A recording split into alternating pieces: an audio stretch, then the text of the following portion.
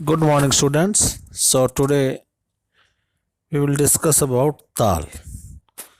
So in tal, today we have चौताल और you can say चार ताल. ठीक है बेटा, चौताल के नाम से भी आ सकती है एग्जाम में और चार ताल के नाम से भी. तो चौताल बेटा जो टोटल इसमें बीट्स बसती हैं वो 1 to 12, यानी टोटल नंबर ऑफ बीट्स इसमें 12 रहती है.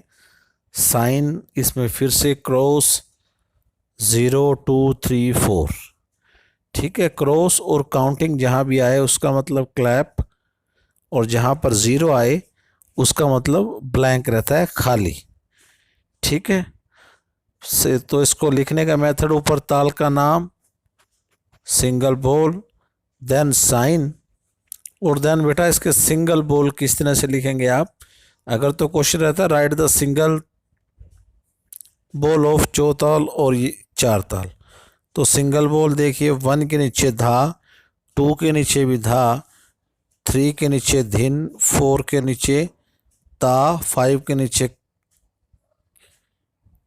किट, 6 के नीचे धा, 7 के नीचे दिन, 8 के नीचे ता, 9 के नीचे टिट, 10 के नीचे कत, 11 के नीचे गधे, और 12 के नीचे गन. यानी ये बन गया धा धा दिनता किट धा दिनता तिट कत गदे गन.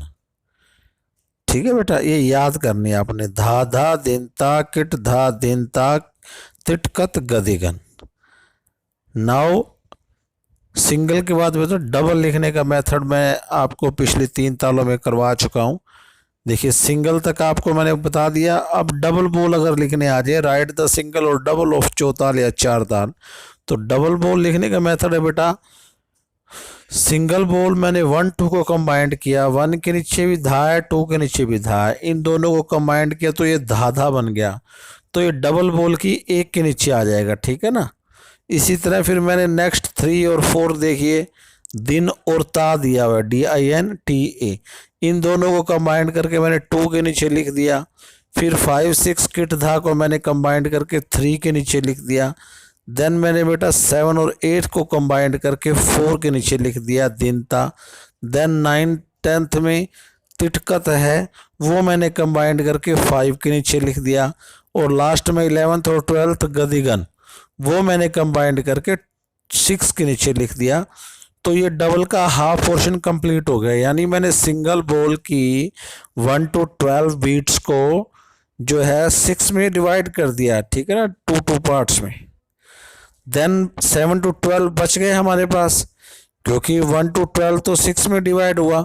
फिर 7 to 12 को लिखने के लिए वही सर्कल दोबारा से शुरू करना है आपने, उसी मेथड को. ठीक है ना.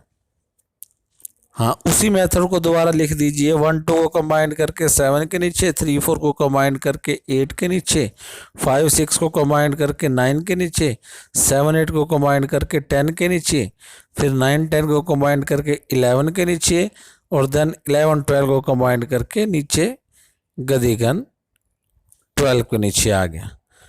तो ये धा धा दिनता किट धा दिनता तिटकत गदिगन, धा धा दिनता किट धा दिनता तिटकत गदिगन. इसको 2 बार बोलोगे डबल बन जाएगा. ठीक है बेटा, क्योंकि डबल ये फॉन्ट छोटे दिखाई दे रहे हैं. तो ये देखिए मैंने 2 पार्ट्स में वैसे एग्जाम्पल के तौर पे मैं आपको दिखा रहा हूँ. ये देखिए धा धा को कंबाइंड करके मैंने 1 के नीचे लिख दिया है ना, और दिनता को 3rd और 4th को कंबाइंड करके मैंने 2nd के नीचे लिख दिया. देन 5 और 6 को कंबाइंड करके मैंने 3rd के नीचे, आगे जो 7 8 आएगा उसको कंबाइंड करके 4 के नीचे लिख दिया. फिर जो 9 10 आएगा उसको कंबाइंड करके मैंने 5 के नीचे लिख दिया. लास्ट में 11 और 12 जो आएगा उसको कंबाइंड करके मैंने 6 के नीचे कर दिया. ये हाफ पार्ट मैंने वैसे ही आपको करके दिखाया ताकि आपको क्लियर नज़र आ जाए बेटा. ठीक है ना. लिखना इस तरह से नहीं एग्ज़ाम में. एग्ज़ाम में जो मैं तरीका आपको पहले बताया है या इसके बाद फिर बताऊंगा, उस तरह से एग्ज़ाम में लिखना है. ये जस्ट फॉर आपको एक लर्निंग के लिए और अंडरस्टैंडिंग के लिए. ये सेकंड पार्ट है. देखिए 7 और 8 को जब मैंने कंबाइंड किया था तो उसको मैंने 4 के नीचे लिखा था. ठीक है ना. देन 8 9 को 9 और 10 को कंबाइन करके मैंने 5 के नीचे, 11 और 12 को मैंने कंबाइन करके 6 के नीचे लिख दिया था। तो ये 1 to 12 जो सिंगल बोल है ताल का, वो डबल बोल के 1 to 6 में डिवाइड हो जाएगा बेटा, 2 के पेयर में। ठीक है ना, ये आपको एक समझाने के लिए भी हाउ टू राइट और अंडरस्टैंड डबल ताल। ठीक है ना, लेकिन जो इसका लिखने का मेथड है वो आपने इस तरह से लिखना है। ये देखिए इस तरह से एग्ज़ाम में आपके पास आंसर शीट रहती है, उसका सेंटर पार्ट यानी दोनों शीट यूज़ कीजिए, लेफ़्ट पार्ट भी और राइट पार्ट भी। जब उसको दोनों पार्ट यूज़ करेंगे तो उसमें क्लियरली आप जो है एग्जामिनर जो है देख पाएगा, समझ पाएगा, चेक कर पाएगा। या सिंगल शीट पे भी इस तरह से लिखें कि ताकि देखने वाले को क्लियरली समझ आ जाए भी ये इसने सिंगल और डबल इस तरह से लिखा है। देन ये सिंगल और डबल लिखने के बाद इसका डिस्क्रिप्शन आता है बेटा, कंप्लीट डिस्क्रिप्शन से होती है। सो डिटेल डिस्क्रिप्शन ऑफ चौ ताल और चार ताल। There are 12 beats and 6 division in चार ताल। Every division has same 2 beats। ये भी आपको मैंने समझा दिया अभी। There are claps on first beat, fifth beat, ninth beat and 11th beat and blank on third और seventh beat। The nearest ताल of this ताल is एक ताल, क्योंकि एक ताल में भी 12 beats होती हैं और चौताल में भी नंबर ऑफ 12 beats होती हैं। बस इसमें जो डिवीज़न रहती है वो 2 की रहती है। ठीक है ना, चौताल में।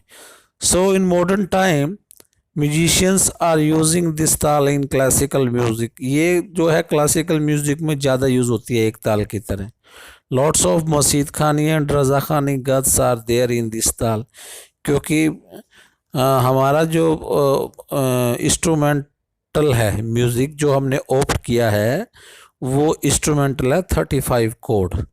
तो उसमें बेटा हम इंस्ट्रूमेंटल की बात करेंगे। इंस्ट्रूमेंटल की बात करेंगे तो गत का मैंने आपको शॉर्ट नोट्स कराया है। ठीक है ना, तो हम बंदिश की बात नहीं करेंगे, गत की बात करेंगे। दिस ताल is one of the famous ताल इन क्लासिकल म्यूजिक। ये शास्त्रीय संगीत की बड़ी फेमस ताल है। सो बेटा इसको आपने राइट कर लेना है, सिंगल डबल वाला पेज और ये डिस्क्रिप्शन वाला पेज। ठीक है ना, नोटबुक में लिख लेना, इसको याद कर लेना। फिर भी कुछ समझ में ना आए तो डाउट बॉक्स में डालिए, otherwise you can call me any time. ठीक है बेटा, सो थैंक यू।